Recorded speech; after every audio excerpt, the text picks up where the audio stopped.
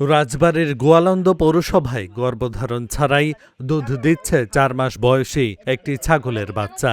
গোয়ালন্দ পৌরসভার ২ নং ওয়ার্ডের নগর রায়ের পাড়ার গৌর রায়ের বাড়িতে ছাগলের বাচ্চাটি ১ সপ্তাহ ধরে ১ পোয়া করে দুধ দিচ্ছে।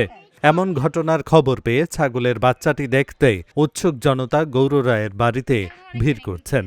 বাড়ির মালিক ও ছাগল পালনকারী সুমিত্রা রায় জানান, ২ বছর ধরে তিনি গরু পালনের পাশাপাশি ছাগলও লালন পালন করেন। বছরখানেক আগে তার ছেলের এক বন্ধু একটি ছাগলের বাচ্চা উপহার দেন।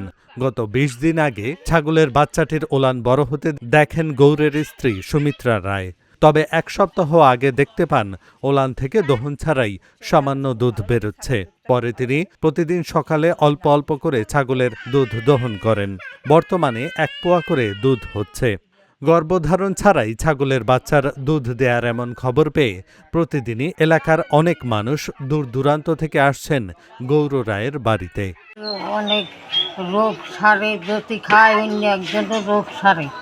যেটা বকরি বাচ্চা দৈনিক দুধ হয় তাকে কমলে ফিরি করে, খালি ঘরে বিরাম বিটি কম হয়। এই শুনি নেই এইরকম, শুনি নেই যে ছাগলের না বাচ্চা না দিলে দুধ হয় কেমন করিয়া। এখন এই ছাগল পালে সে করতেছে যে আমার ঠুন ঠেকছে যে দুধ বানে দুধ হয়েছি, তো এই করা মানে গ্লাস আগে এখন পানি পুনি দিয়ে ইটি করার পরে দুধ পটাকখানি দোয়াইলো।